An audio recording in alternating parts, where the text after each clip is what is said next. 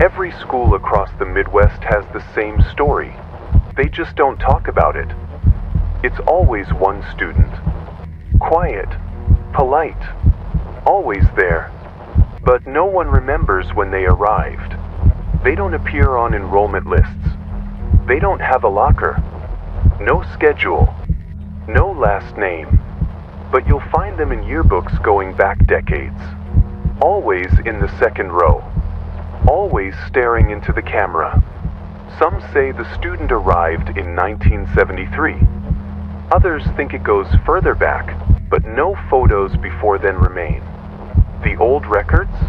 Most have been water damaged, burned in small office fires, or lost during accidental cleanouts. But one thing's consistent.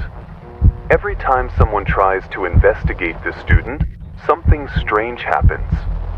Teachers often say they were a model student. Always on time. Neat handwriting.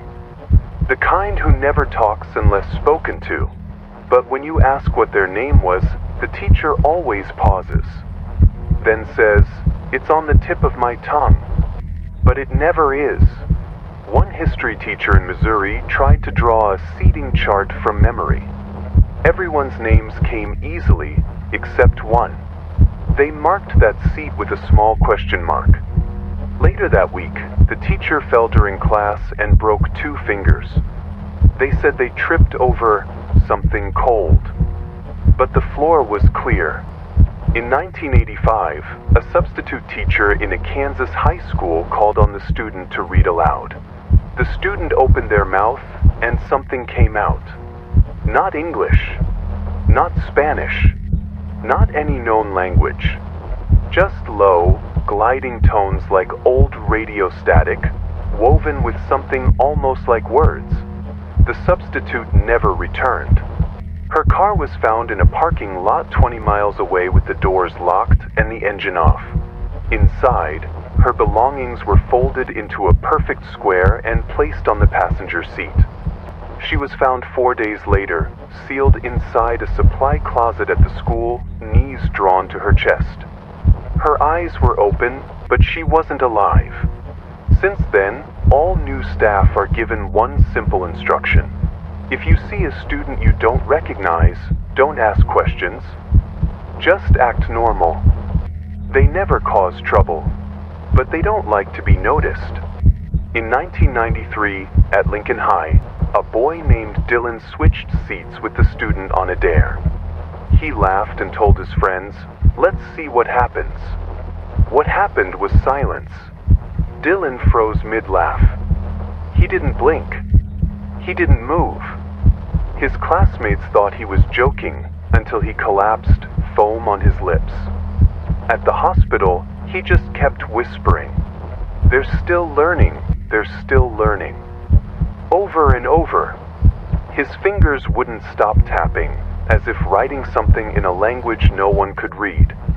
The doctors ran brain scans. They said his mind was active like he was dreaming, but he was fully awake.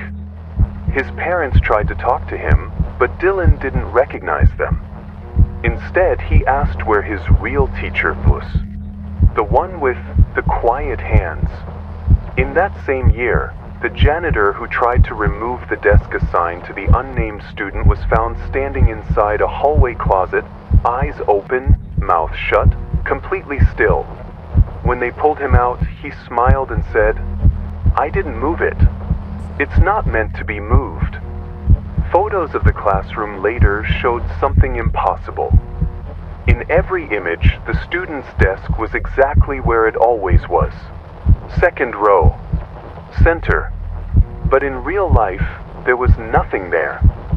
Some students over the years have tried to talk to the anomaly. Most don't get far. A girl named Felicity once sat next to them and whispered, "Do you remember me?" The student turned and stared, not with anger, but with deep curiosity, like they were trying to understand why the question had been asked at all. Felicity didn't return the next day, or the next week. Her parents reported her missing. Police found her bike at school, still locked up. Her backpack was in her locker. Her phone was on the charger at home. Months later, her yearbook photo was discovered, but something was off. She wasn't smiling, and her eyes were slightly too wide, just like theirs. Worse still, some claimed there were now 2 students in that second row, both staring, both identical. If you believe the student is in your class, there's only one thing you can do. Sit quietly behind them. Close your eyes. Begin counting backward from 30. If you reach 10 without losing your place, you're safe. If you lose track, leave immediately. Don't look back. Don't ask questions. Don't try again. We interviewed a retired principal who worked in 3 different states. Each time, he saw the same student in his halls. Different name, same face, same quiet posture. He tried once to confront them in private, brought them into his office, closed the door. He opened his file cabinet to find their record, but it was empty. Just a mirror inside. A small, rectangular mirror where folders should have been. And in that mirror, he saw the student sitting behind him, even though he hadn't heard them move. He retired a week later. And every time he drives past a school now, he turns his eyes away. Some believe the student isn't a ghost, but something else entirely. Something learning. Something watching. Not haunting the school, but attending it. Observing us. Mimicking us. They've never missed a class, one teacher said, because this world is their classroom. If a classmate ever tells you, that kid's been in my class since forever, ask them to describe their face. They'll hesitate. They'll squint. Then they'll say something like, I can see them, I just can't explain it. That's your sign. That's your warning. No one's ever seen the student eat lunch or talk to anyone outside of class. They never graduate, never move, and no one has a memory of sitting next to them for long. Because when you're next to them, your memories start to change. You forget names. You forget what day it is. You forget why you walked into the room. Until the only thing you remember is them.